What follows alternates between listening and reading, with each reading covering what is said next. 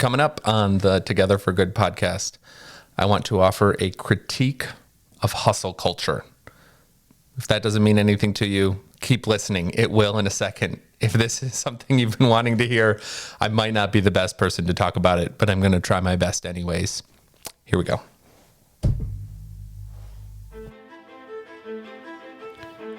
Welcome to the Together for Good podcast, a podcast created by Bethany Lutheran Church in Cherry Hills Village, Colorado, and hosted by me, Pastor Nate Preisinger.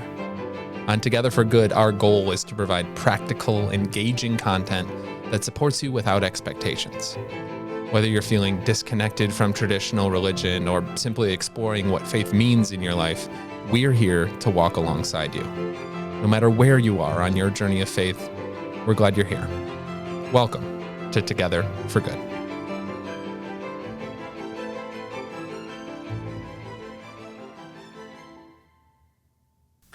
Yes, a critique of hustle culture. For those who are unfamiliar with this particular term, hustle culture is something that is talked about a lot on social media, it feels like these days. And it's just this idea of believing that we can grind, that we just need to put our heads down, pull ourselves up by our bootstraps, and work really, really hard in order to accomplish our goals.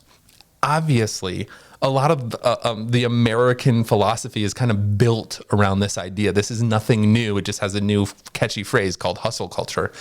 And certainly it can lead to lots of really great things. I think that for me personally, I think a lot about my grandfather who worked a blue-collar job at a machine and die company, a tool and die company, for 40 years of his career. And I remember I went to his retirement party after working at that company for 40 years.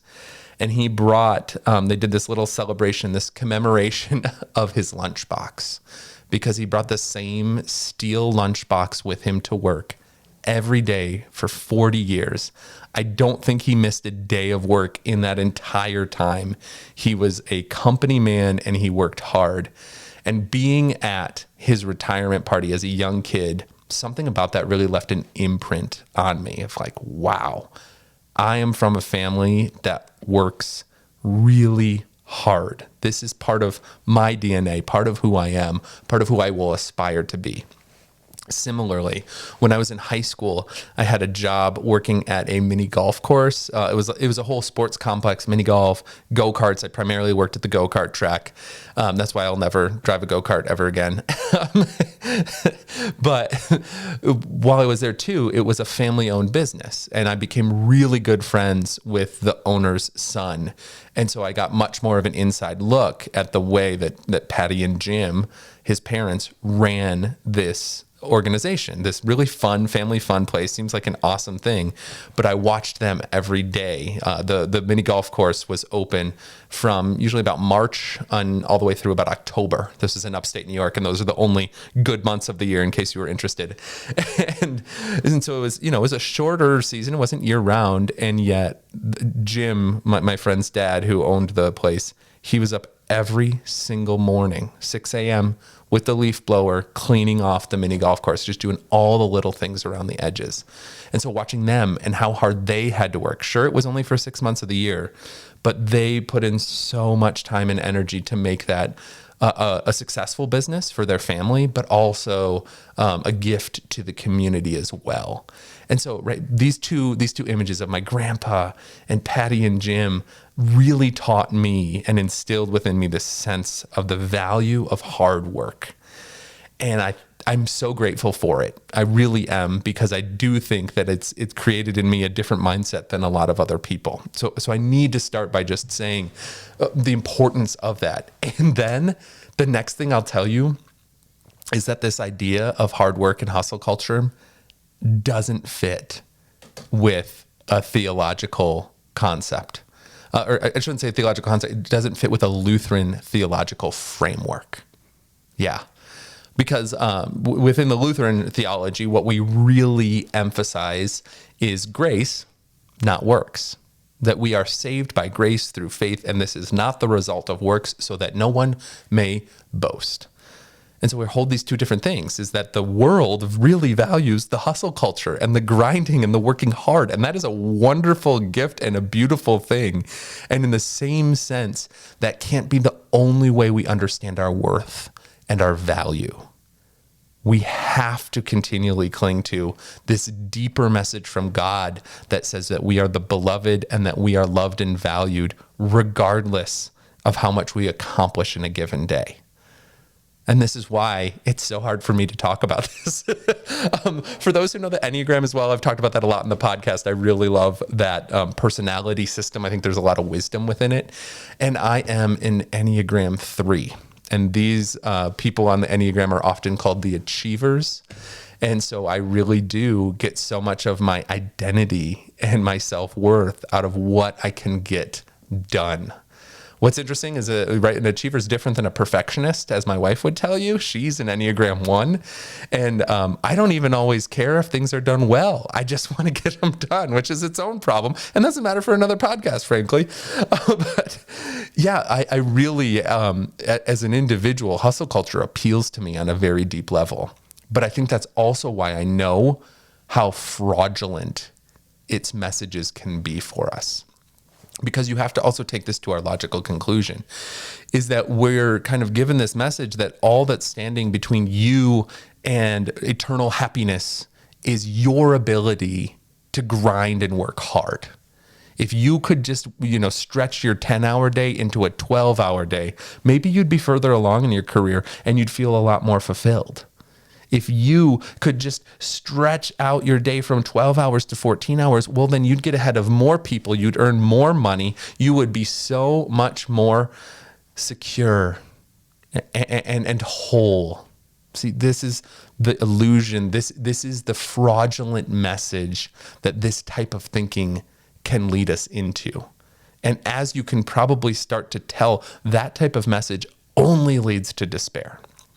I want to frame it for you in a different way and get a little biblical for us on this. You see, the Egyptians had slaves, and it was the Israelites. And in the book of Exodus, we read about this story about how the Israelites were slaves in Egypt, and they called out to God, and God heard their cries, and eventually, through Moses and Aaron and Miriam, led the Israelites from slavery and into freedom. And eventually, after a roundabout little tour, the promised land. And so there is this idea that exists in this very sacred story that's incredibly important to our Jewish siblings and incredibly important to Christians as well. The story of the Exodus, of the liberation from slavery. And the way that the story goes is that, yes, the Israelites were freed from Egypt. And then shortly thereafter, God gives these Israelites the 10 Commandments. God is trying to help establish these people as a new type of community. They need to look different than they did in Egypt. Things need to be structured differently than they were in Egypt because they're not in Egypt anymore. I preached a sermon not too long ago also about how God provides manna for the Israelites in the wilderness, a way of feeding them as they wander out of slavery and eventually towards the promised land. And I talked in that sermon about how God provided them this food on the ground every day to sustain them in the wilderness. And the Israelites called it manna, which is a Hebrew word that means, what is it? You see, the food that God was giving them was unrecognizable. It was so different from the type of food they had in Egypt. And that's intentional. That's what God is always trying to do, is with these freed people to establish a new way of being, a new way of eating, a new mindset for them. And core to all of this is those 10 commandments. And we think of those 10 commandments as these 10 rules that we have to follow, that we have to achieve or accomplish. Enneagram 3s, hustle culture, right? This is what I need to do. This is my to-do list for the day. Top 10. All right, let's go. But what if this is also God's gift to us? These are the 10 best ways to live. We use a curriculum here for our young people called Godly Play, which is a really beautiful storytelling, young elementary school way of introducing kids to Bible stories. And when you get to the 10 Commandment story in that curriculum, they call it the 10 best ways. And I love that language. Yeah, These are the 10 best ways to live. And so God is freeing the Israelites again and again and again, freeing their minds, freeing their perspectives in order to move into something more generous and powerful and life-giving. The third commandment that God gives is he tells the Israelites to remember the Sabbath day and keep it holy. And now you're expecting me to tell you all that this means you have to come to church on Sundays. And that's a great idea. You should join. Come on over. But in the same sense, what this really is, we need to recognize that particular rule within the context of this story. The Israelites were slaves. They worked in Egypt 24 hours, maybe not 24 hours a day. They were given time to rest, but 7 days a week, 365 days a year. And so by God establishing the Sabbath day and commanding them to keep it holy, God is building into their very system of life a reminder that they are no longer defined by their work. You aren't in Egypt anymore. You don't have to work 7 days a week. In fact, I command you, God says, to take at least one day to do nothing. Let that day be a reminder of what God has done for you. Let that day be a reminder that God sees value in you even when you don't work. And so you're beginning to see how God is longing for us even still today to break free of this mindset that we're not in Egypt anymore, that we don't have to hustle and grind 24 hours a day, 365 days a year, that our worth is built on a system that's so much different than what we might hear in the rest of the world.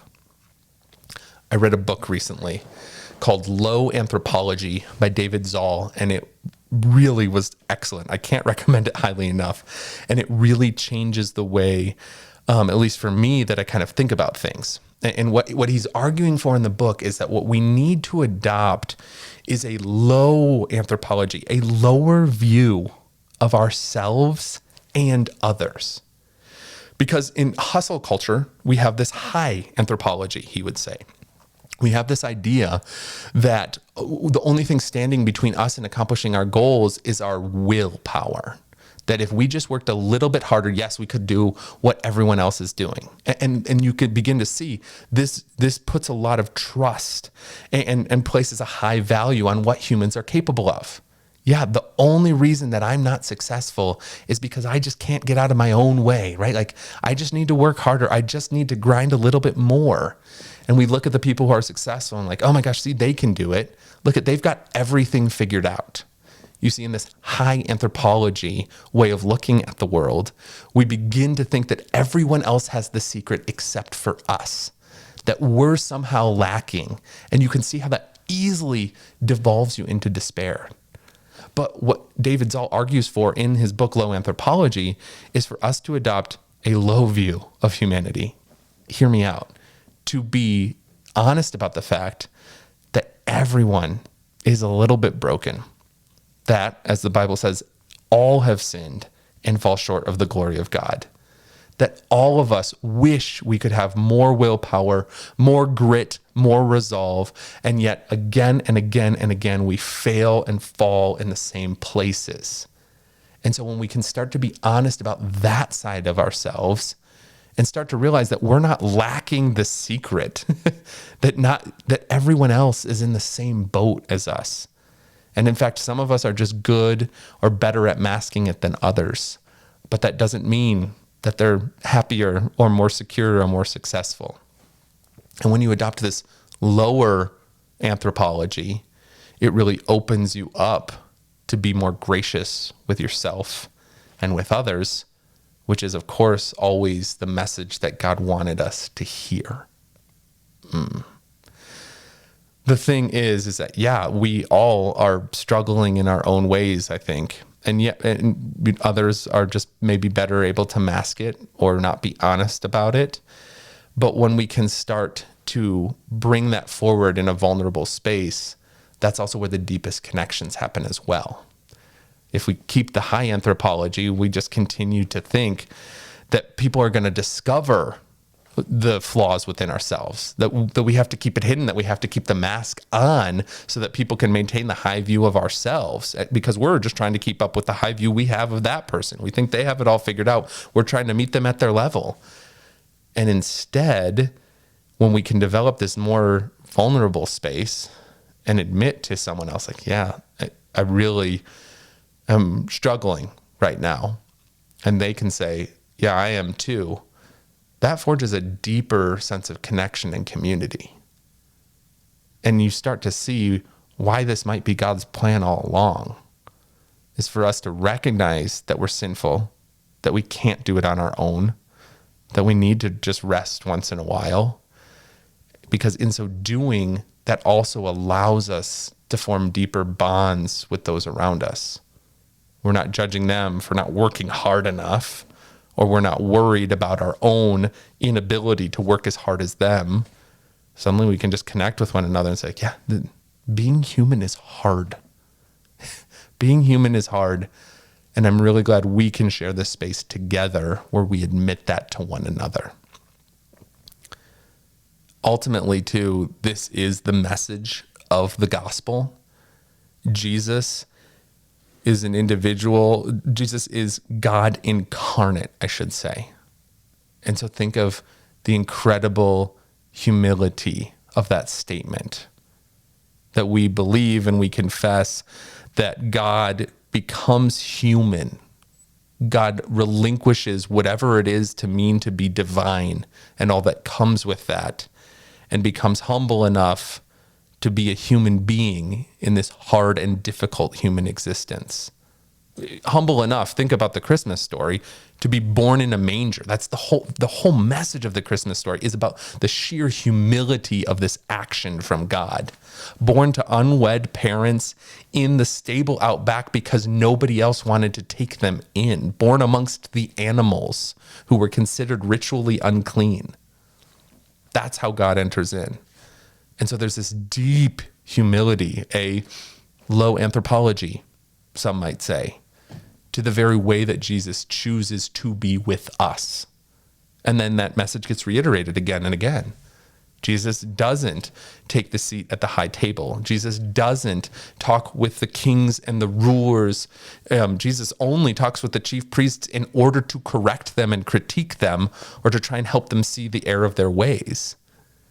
Who Jesus chooses to fellowship with is fishermen and tax collectors and prostitutes and the lame and the sick and the feeble. Those were the places where God, in human form, chose to spend God's time. It continues to communicate this message that maybe that's where we need to be seeking connection. And then, of course, looking ahead to Good Friday and Easter, which is coming up, this is the ultimate message of it all too. Humbling oneself enough to be killed, publicly executed on a cross. You just think of all of the intense emotions of Jesus's experience.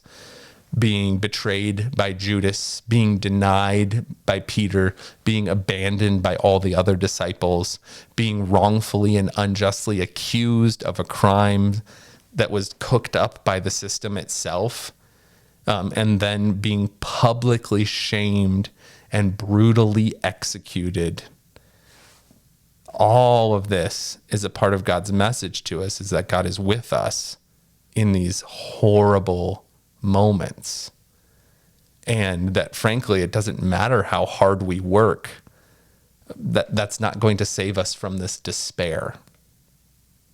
Jesus kept all of the laws perfectly. Jesus did all of the hard work and still ended up nailed. And so when we feel nailed, God is there with us. And that's part of what we need to internalize as well, is that it can't just be about making ourselves look good enough. It's not about another Instagram filter or another life hack or another promotion. Like those are nice things, but they're not what God needs us to hear or who God needs us to be. And in fact, the reason all those things can be fine in isolation, but when we start to convince ourselves that our happiness or our fulfillment will be found in a promotion, in a life hack, in a filter, when we start to adopt that mindset, that always leads to despair. Because as soon as you get to that point, as soon as you have instituted the new life hack, as soon as you've gotten the promotion, you get there and you open the corner office expecting to find satisfaction finally, and you'll realize that there's still a part of you that's out of whack and unhappy and not whole. Because those things were never what's going to satisfy the longing of the soul. And that's where this whole hustle culture idea just lets us fall short. And we have to reorient. What is a much better way is this way of God that involves a Sabbath, a rest, that involves taking a regular rhythm to convince ourselves, to remind ourselves, I should say, that we are loved for who we are, not for what we accomplish.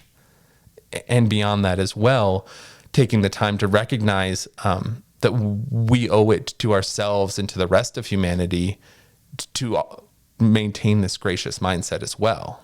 And in fact, if we're more honest about our flaws with one another, that creates the deeper connection. That's where the real fulfillment is found. In relationships, in community, in feeling loved and in sharing that love with others. This has always been a part of God's design, going all the way back to the Israelites freed from Egypt. So there you go. Some thoughts about hustle culture. I would love to hear more from you on all of this. And, feel free to write in the comments, send me an email, reach out through social media, whatever it may be. But as always, thank you for listening. Stay in peace, everyone. Thank you for listening to this episode of the Together for Good podcast, brought to you by Bethany Lutheran Church in Cherry Hills Village, Colorado. For more great resources for your walk of faith, please visit our website, bethany-denver.org.